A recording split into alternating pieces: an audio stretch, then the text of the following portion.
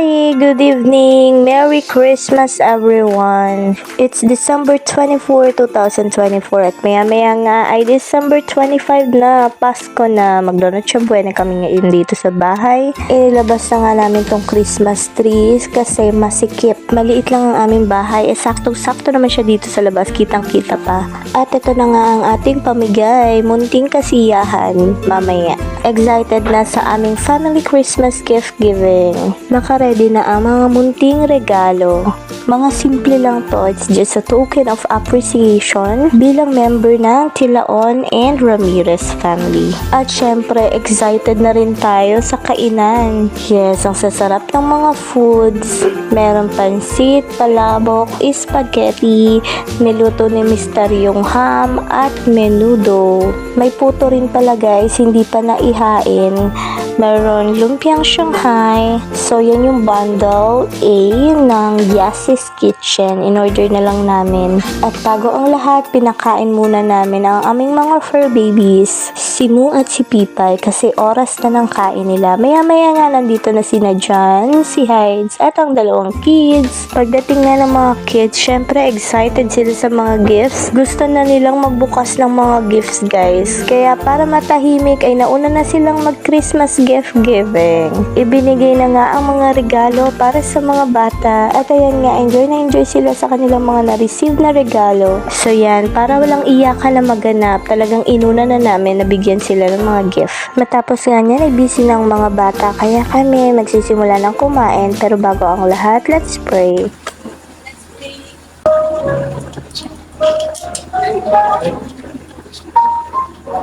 So Lord, for this day,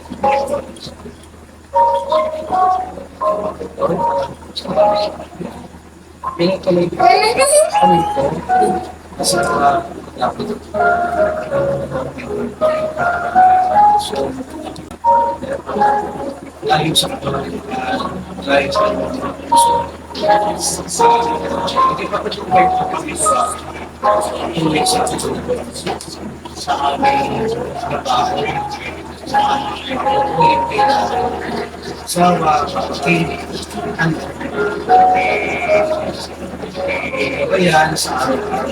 gawain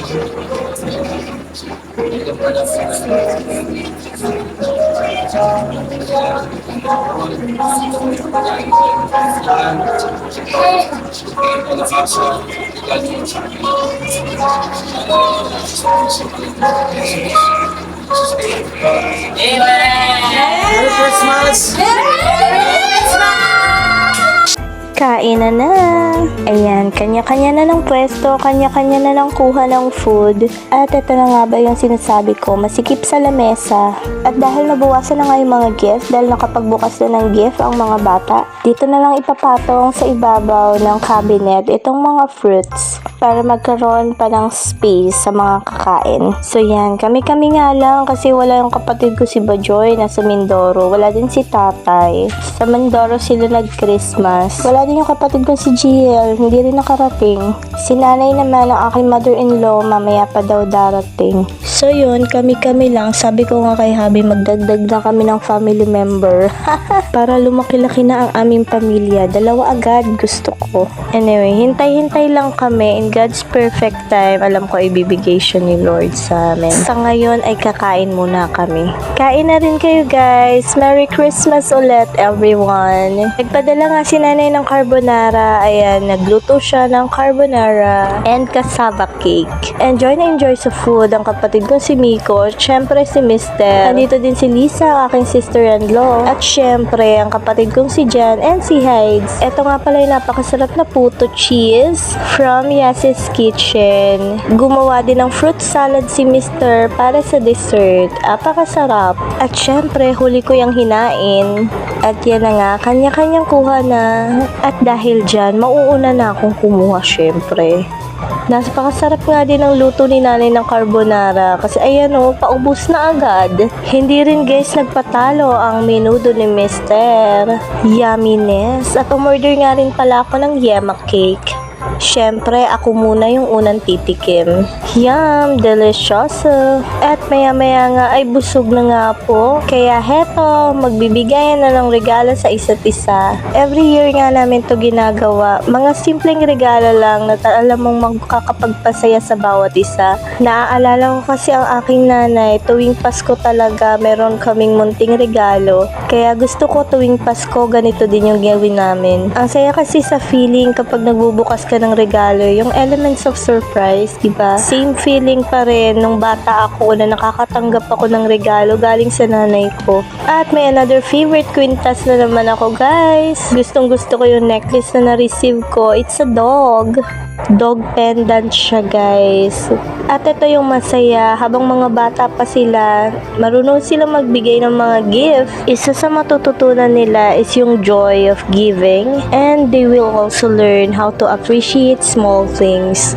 Simple things. Ang saya, hindi ko malilimutan tuwing Christmas noon. Madalas regalo sa akin ni nanay, binabalot niya pa yan. Ternong damit, ipit, headband. Iba yung dating kapag sinabi mong regalo sa akin yan, kesa sa binili sa akin niya ni nanay. Diba? Mas masaya pakinggan yun. Regalo sa akin niya ni nanay nung Pasko. Anyways, after namin magbigayan ng gift, meron pa, guys. Simpleng kasiyahan lang to.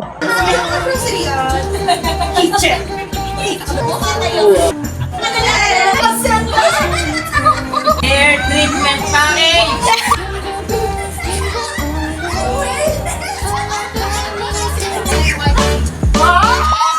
Fitness tayo. Face mask! Why? Gusto ko na Thank you! Where's mine? Yes! Wow! Alcohol! Social! Okay! And... Puro ulo mo na. Puro ulo mo. Thank you so much! Conditioner!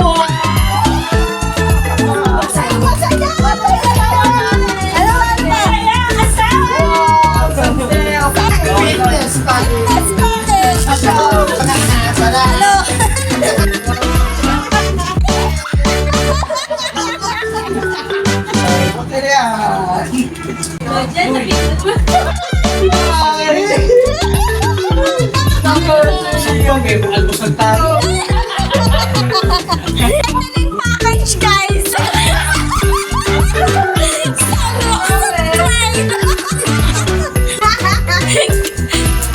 Oh,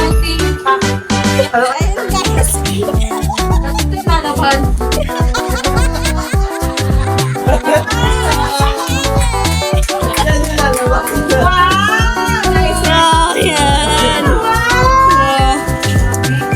Sige. Ano yan? Ano sinasabi ko? Kitchen package. Gripo. Wait lang! 2 minutes ka na lang, uy! Tupperware! Isa na natin kasi 3 minutes na lang. Ano ba bongga? Hello, Hindi siya masaya sa grocery package niya. Ano ba yan? Breakfast treats. Breakfast treats! Di ba't ikaw ba nakakuha ng ganyan? Coco Crunch! Quaker Oats! Matapos nga ang aming palabunutan, ay sama-sama naman naming inassemble itong grocery toy ni Jaire. Ayan, excited na siyang laruin to, guys, kaya inassemble na namin. Pinagtulong-tulungan na namin, guys, kasi hinihintay talaga ni Baby Jaire itong kanyang grocery toy. Aliw na aliw din siya sa gift ng kanyang tito Miko. Ayan, yung blue na humahaba ang kamay, humahaba ang paa. Kahit ako, guys, nung nahawakan ko yan, naaliw talaga ako. Hindi ko sure kung giraffe ba to, pero ang giraffe mahaba lang yung leeg, pero ito humahaba yung kamay tsaka paa. So ito ay isang plastic giraffe.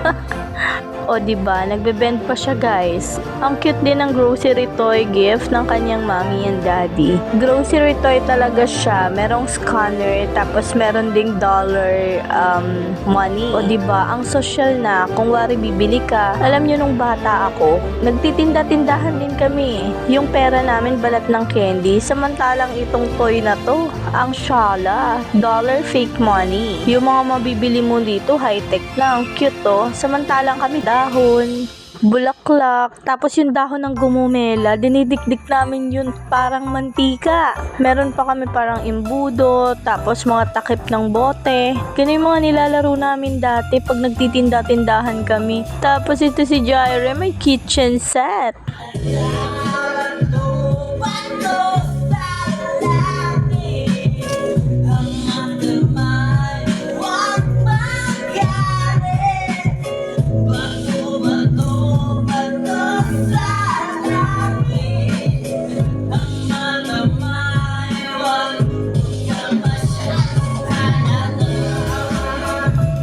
Habang busy kami sa pag-assemble ng toy, ito naman dalawa busy sa pagkanta. Syempre, enjoy na si John sa kanyang bagong speaker with mic. At maya-maya nga ay pinasa na ang mic kay Mister. Naku, hindi napapaawat to.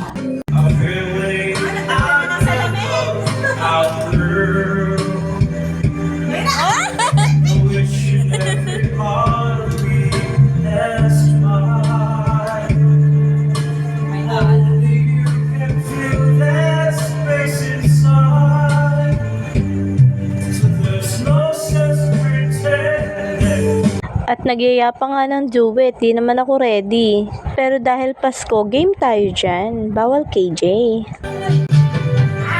You are to me all that I worship and dedicate my life to you always. Like you're the same. It must have been sent from above. And I know I'll feel this way.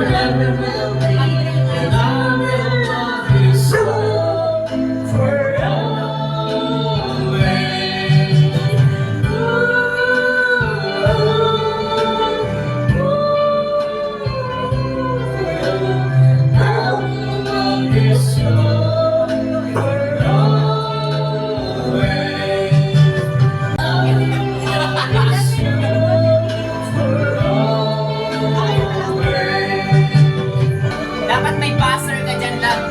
My God!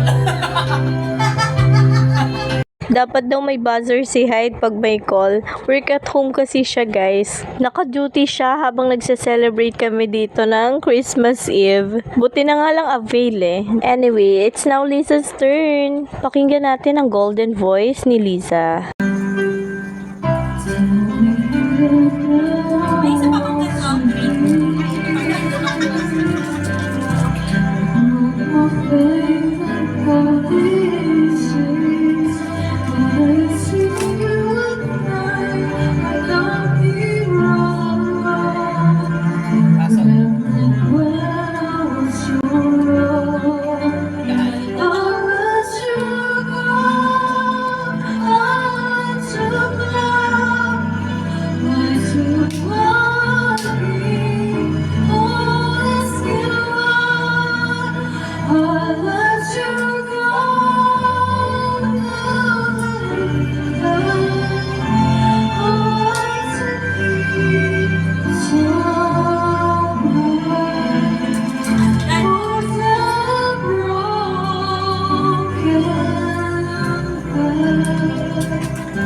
Matapos ang kantahan, hinintay lang namin si nanay. Pagod na ang lahat, nakakaantok din kasi busog na. Kaya nung dumating siya, nagbigay ng regalo, kumain, at syempre kumain kami ulit. At hindi pa dito nagtatapos ang Christmas Eve ni Habi.